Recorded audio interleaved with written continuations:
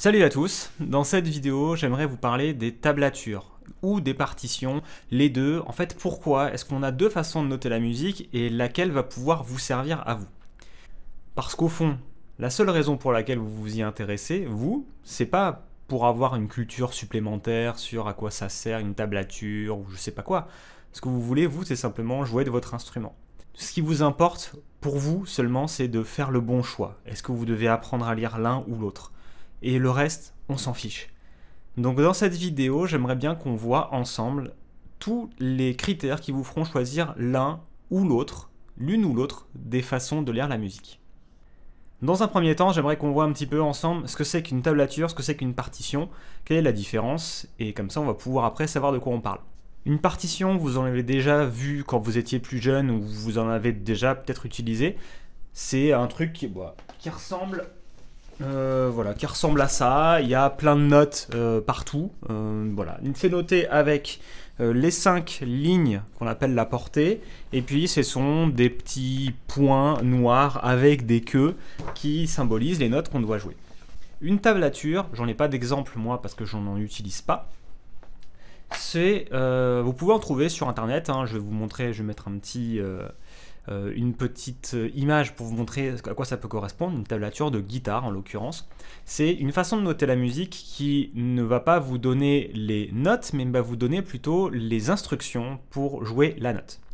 Il ne faudra pas non plus confondre la tablature avec la notice de l'instrument. La notice de l'instrument, c'est simplement cette note-là de la partition.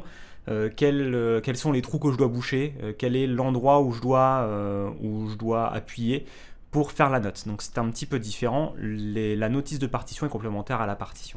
Quelle différence ça fait au fond entre les deux?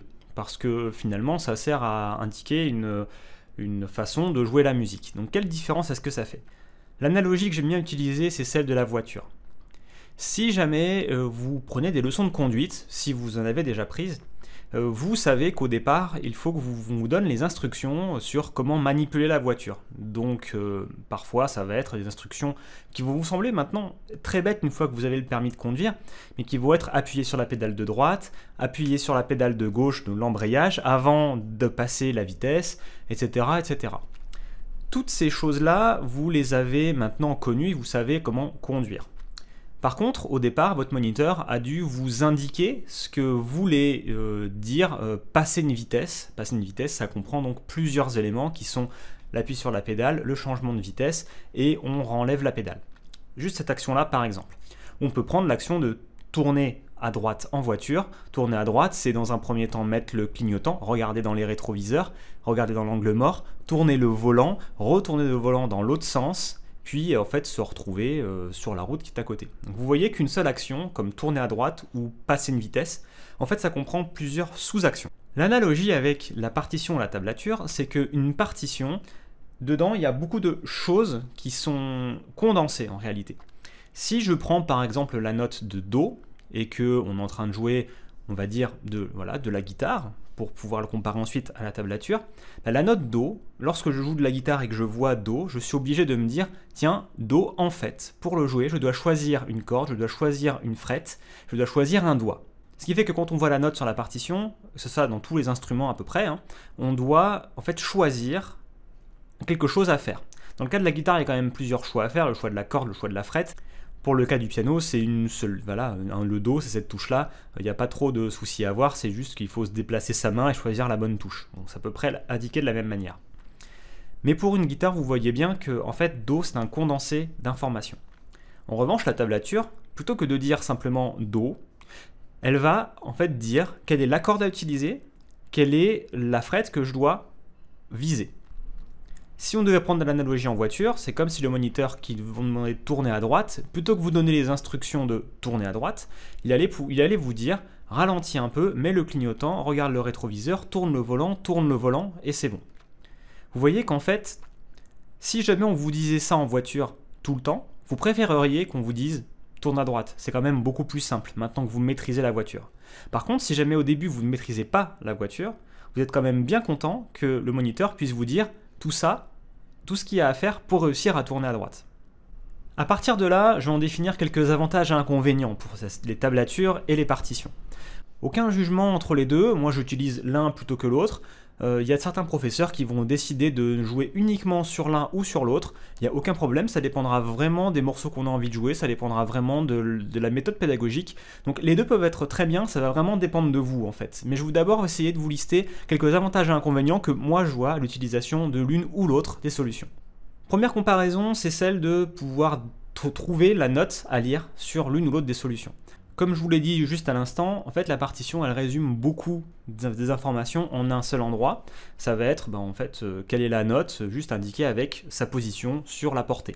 Les rythmes quant à eux sont indiqués de manière identique sur les deux, il y a toujours ces histoires de petites queues qui dépassent pour pouvoir lire les notes entre elles. Pour la position des notes donc, il y a pour la partition, l'avantage c'est qu'en un seul endroit, il y a le petit rond, on sait ce que c'est. Pour savoir quoi jouer sur une tablature, on doit, en tout cas pour celle de la guitare par exemple, déterminer, tiens, celle-ci c'est cette corde-là et ce numéro-là de fret, parce qu'il y a deux choses à voir. Et quand on sait déjà où se trouve la note, c'est quand même un peu plus rapide d'opter pour une partition. Je vous renvoie à l'analogie de la voiture, vous comprenez à peu près ce que je veux dire. Le deuxième avantage que je trouve à la partition, c'est que tous les instruments peuvent l'utiliser. C'est une notation qu'on va dire universelle. Tandis que la tablature, vu que c'est une notation qui est vraiment reliée à l'instrument, ça fait que si vous avez appris à lire une tablature dans un instrument, il vous sera en fait tout aussi difficile de lire la tablature du second instrument que vous voudriez apprendre. Si vous avez déjà appris une partition, vous avez déjà appris à lire la notation classique des notes, si vous voulez changer d'instrument, ça sera la même façon de lire les notes. Pour ça donc vous gagnerez un petit peu de temps si jamais vous décidez de vous mettre à un autre instrument. Troisième avantage que je trouve à la partition, c'est que c'est universel, donc tout le monde l'utilise. Si vous voulez trouver un morceau quelconque sur internet par exemple, ou dans des maisons d'édition de partitions, vous trouverez forcément la notation classique, donc vous pourrez jouer n'importe quel morceau que vous voudrez. Par contre, si vous cherchez une tablature sur des sites internet dédiés ou sur d'autres bibliothèques, vous aurez peut-être des difficultés à trouver absolument tout. Il y a beaucoup de choses qui existent. Beaucoup de monde s'est mis à retranscrire les musiques sous forme de tablature pour permettre l'accès au plus grand nombre à ceux qui le lisent. Donc c'est super bien, il y a de plus en plus de matériel, surtout que sur internet il y a énormément de choses. Donc là pour ça la tablature, je dis qu'on ne peut pas tout trouver, mais au fond je pense qu'on peut quand même trouver énormément de choses. Donc c'est un petit avantage encore à la partition, bien que la tablature en fait elle a énormément de bibliothèques sur lesquelles on peut trouver tout ce qu'on veut. Maintenant on va passer plutôt aux avantages tablature. Le premier que je vois, c'est que la tablature, elle est donc créée pour s'adapter parfaitement à l'instrument. Si jamais on a besoin d'une notation particulière pour l'instrument, c'est inclus en fait dans la façon d'écrire la tablature. Sur la partition, en revanche, quand une note c'est une note, on ne peut pas donner l'indication de réellement comment la jouer. Si c'est choisir cette corde-là ou une autre, il va falloir leur rajouter des crayons de papier ou par des petits trucs en dessous. Tandis que la tablature, au moins, il y a tout qui est inclus à l'intérieur, ce qui fait qu'il y a vraiment toutes les infos dedans dédiées à l'instrument. Pour ça, c'est quand même un petit avantage. Et enfin, un petit avantage aussi à la tablature, je reviens un peu sur l'analogie de la voiture.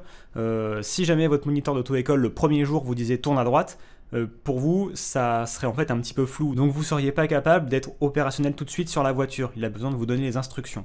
Ce qui fait que apprendre à lire une partition, en effet, une partition classique, ça demande quand même à apprendre cette nouvelle compétence, tandis que la tablature, vous êtes opérationnel tout de suite. Et ça, c'est quand même un avantage également. Maintenant que vous avez en tête ces avantages et inconvénients, en fait, c'est à vous de choisir lequel va vous correspondre le mieux. Peut-être que votre professeur va préférer vous enseigner avec l'une ou l'autre des méthodes. Si vous aimez la façon d'enseigner votre professeur, il n'y a aucun problème, il faut simplement suivre ce qu'il vous propose.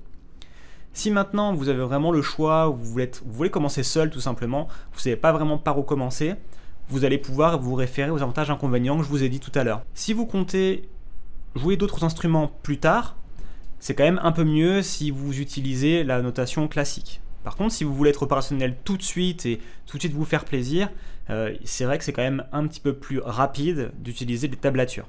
Et pour tout ça, en fait, on en revient exactement au même problème qu'il va y avoir dans, à mon avis, plein des vidéos que je vais dire sur cette chaîne. C'est que apprendre une nouvelle chose, c'est compliqué. Apprendre la tablature, c'est pas parce que j'ai dit que c'était un peu plus rapide que ça sera rapide dans l'absolu. Pour apprendre à lire une tablature, il faut également réussir en fait, à avoir l'habitude de lire les cordes, les chiffres et ou n'importe quelle autre chose sur les instruments que je connais un petit peu moins bien.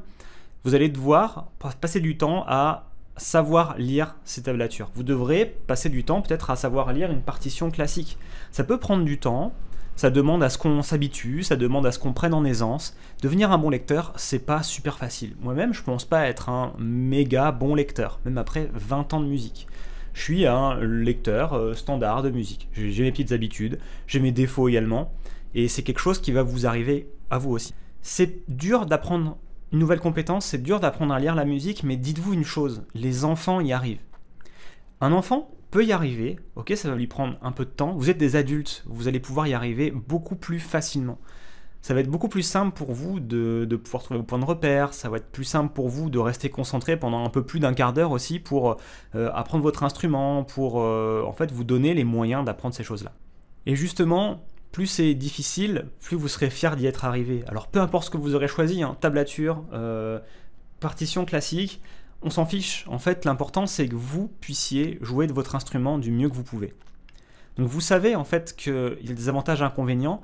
Au fond, je pense que c'est pas ça le plus important. L'important c'est que vous vous donniez dans l'apprentissage de quelque chose, que vous vous disiez qu'en fait lire la musique, ça sera le début de plein de choses que vous pourrez vivre grâce au fait que vous fassiez de la musique un peu tous les jours.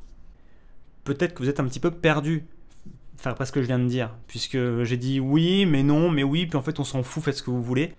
C'est vrai que, en fait, comme à chaque fois, ça va dépendre de vous. Mais ce que je veux vous dire vraiment, c'est que peu importe ce que vous choisissez, passez du temps sur apprendre à lire la musique d'une quelconque manière, et ça vous servira énormément dans le reste de votre apprentissage. Si vous voulez en savoir plus, si vous voulez continuer à recevoir des petites techniques, des petits conseils, de la motivation également, je vous invite à rejoindre ma chaîne d'email que vous trouverez en lien dans la description. Dans cette chaîne d'email, on n'est pas nombreux, donc j'ai en fait simplement envie de partager un maximum de conseils, de motivation, et également profiter de discuter avec vous sur vos difficultés, sur vos réussites également. Donc je vous invite à cliquer en dessous, c'est totalement gratuit, et on pourra simplement continuer à se parler de musique et que vous puissiez progresser, j'espère, un peu grâce à moi. On se retrouve bientôt dans une prochaine vidéo, je vous dis à bientôt.